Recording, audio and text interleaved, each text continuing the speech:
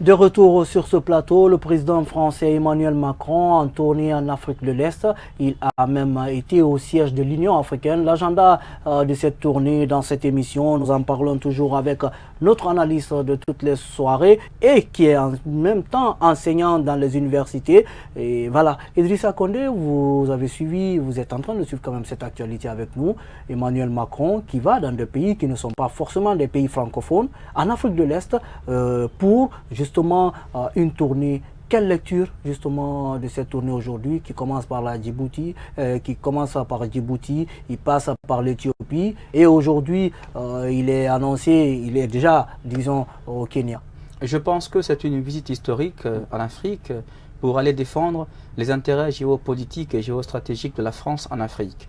Le président Macron est un homme d'État qui a la carrure du général de Gaulle, qui a envie de rentrer dans l'histoire des relations internationales et de marquer son passage à l'Élysée malgré le mouvement des Gilets jaunes en France. La France est dans l'imitation de la Chine parce qu'aujourd'hui la Chine talonne la France justement dans le commerce international avec les pays africains. Donc le président Macron a envie de booster les relations économiques internationales de la France avec l'Afrique, et cela pour ce faire, il ne lésine pas que sur les pays francophones, il va au-delà pour défendre les intérêts géopolitiques et géostratégiques de la France. Est-ce que pour vous le sommet Afrique-Chine finalement a interpellé la conscience de la France par rapport justement à cette collaboration que la France généralement réservait exclusivement aux pays francophones sur le continent noir? Évidemment, le comportement économique de la Chine en Afrique fait des grands chemins dedans, à Paris, justement, au Quai d'Orsay, à l'Élysée. Je pense que la diplomatie française comprend très bien les enjeux de la Chine-Afrique. Et donc, je pense qu'aujourd'hui, la France-Afrique, la politique étrangère de la France en Afrique, justement, doit continuer de se pérenniser en prenant en compte la dimension institutionnelle de ce schéma d'action de l'économie internationale pour la France, en récupérant le commerce international avec les pays africains, qui constituent un marché très important. L'Afrique, c'est 54 États indépendants, et on sait qu'il y a même le dernier État africain indépendant, c'est le Soudan du Sud, et qui a beaucoup de pétrole. Donc aujourd'hui, la France comprend très bien que l'enjeu n'est pas uniquement à l'Afrique francophone, l'enjeu c'est tous les pays africains. Il faut y construire justement une situation où le partenariat France-Afrique justement va se construire sur les intérêts géoéconomiques et géostratégiques de la France. La France a beaucoup d'industries, notamment dans l'aéronautique, notamment dans la pharmacie, notamment dans les armements avec Thales et les autres, mais également dans l'énergie avec Veolia et les autres, avec Areva. Je pense qu'aujourd'hui, la France va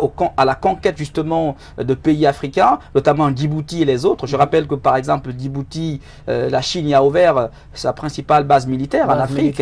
Et la France a des bases militaires, notamment au Gabon, au Sénégal, à Dakar, et puis à Djibouti, en Côte d'Ivoire. Donc la France-Afrique, c'est aussi une forte présence militaire pour justement servir de bouclier à toute éventualité d'insécurité. De ce point de vue-là, je pense qu'aujourd'hui, le président Macron a envie d'être un chef d'État à la hauteur de Barack Obama, de Donald Trump, de Vladimir Poutine et du président chinois. Je pense qu'aujourd'hui, il est dans cette dynamique-là.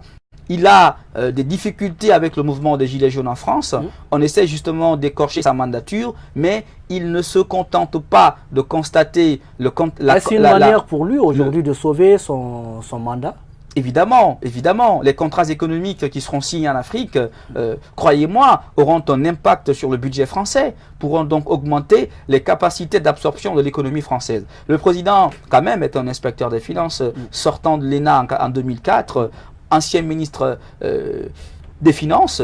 Et donc je pense qu'il a une expérience de l'économie à la fois française, européenne et internationale. De mon point de vue, il pourra activement participer ici à la construction de nouvelles relations économiques internationales avec l'Afrique. Et croyez-moi, cette diplomatie économique permettra à la France de redorer non seulement son économie, mais de marquer un point dans la diplomatie économique avec le continent. Alors, son passage au siège de l'Union africaine, finalement, quelle interprétation, quelle analyse? C'est un symbole fort. Vous savez que ce siège est le fruit de la coopération chino-africaine, 60 ans après les indépendances, alors que la France est le principal colonisateur des pays africains avec l'Angleterre. Donc il y a un symbole aujourd'hui. Le symbole, c'est la grandeur de la relation entre la Chine et les pays africains, alors que la Chine, il y a un symbole aujourd'hui. Le symbole, c'est la grandeur de la relation entre la Chine et les pays africains, alors que la Chine n'est pas une ancienne puissance coloniale. Donc le fait que la Chine ait pris la place de l'ancienne puissance coloniale en Afrique, croyez-moi, ça ne fait pas que des heureux à Paris et à Londres.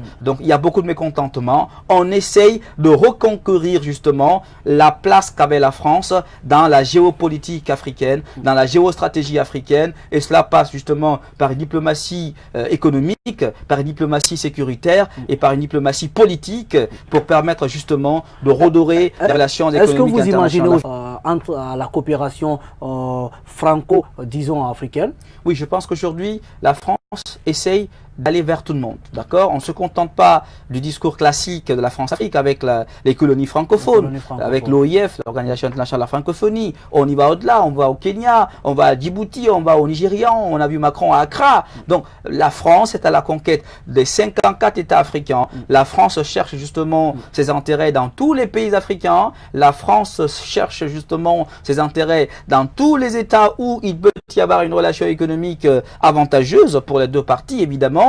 Les intérêts de la France, le général de Gaulle disait, je cite, en relations internationales, les États n'ont ni amis ni ennemis, ils n'ont que des intérêts. De mon point de vue, la politique étrangère de la France, telle qu'elle est conçue, telle qu'elle est orientée, depuis la constitution de la 5e République en 1958, aujourd'hui, connaît une innovation avec l'arrivée à l'Élysée du plus jeune président de la République française, Emmanuel Macron. Voilà, vous faites bien de le rappeler. On se rappelle encore il y a quelques mois, disons, un mois, Emmanuel Macron était encore en Afrique du Nord, où il a fait des tournées en Égypte et autres pays, en tout cas de l'Afrique du Nord aujourd'hui. Il se tourne vers l'Afrique de l'Est pour rencontrer des pays qui n'ont pas en tout cas en commun la langue française, par exemple. Il arrive au Kenya où il va annoncer certainement à la fin de sa tournée la signature de beaucoup de contrats et le lancement de beaucoup de travaux. Mais ce qui est important aujourd'hui, Macron se déplace avec des patrons français. Finalement, pour cette tournée, pour vous,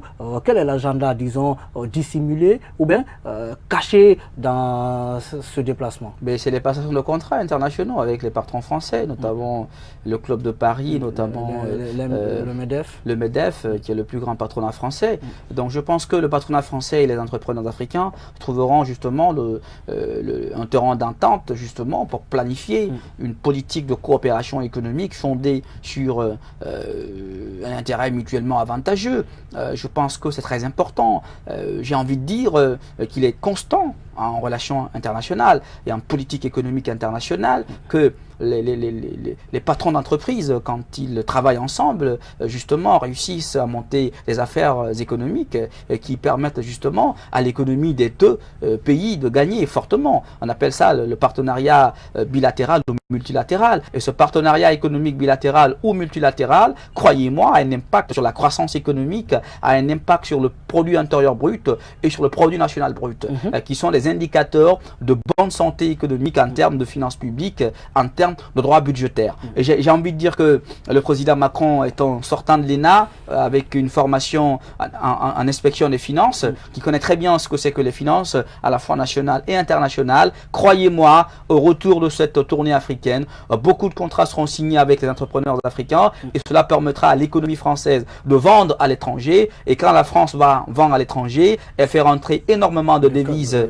en France et c'est tant mieux pour l'économie française. C'est tant mieux pour l'économie française. Sans déroger à la règle, le président français, en bon colonisateur, a rappelé à partir de l'Afrique une transition apaisée, une transition dans les meilleurs délais à l'Algérien Bouteflika. Pour vous aujourd'hui, malgré cette annonce déjà, il y a des Algériens qui sont dans la rue. Quel était le message dissimulé, disons, dans ces propos tenus par le président français? C'est une diplomatie de proximité, une diplomatie de confiance, une diplomatie de prudence. Je préfère l'expression une diplomatie de prudence. De prudence. Parce que vous connaissez le contentieux avec l'Algérie. C'est la guerre d'Algérie qui a fait énormément de morts. Parmi les anciennes colonies françaises en Afrique, l'Algérie est pratiquement la seule qui a quitté la France par la guerre. Donc, Abdelaziz Bouteflika est un combattant justement de cette guerre d'Algérie, la guerre d'indépendance d'Algérie avec le FLN, le Front National de Libération de l'Algérie. Et c'est un moudjahidine, donc un combattant de la liberté. Et la France le sait très bien.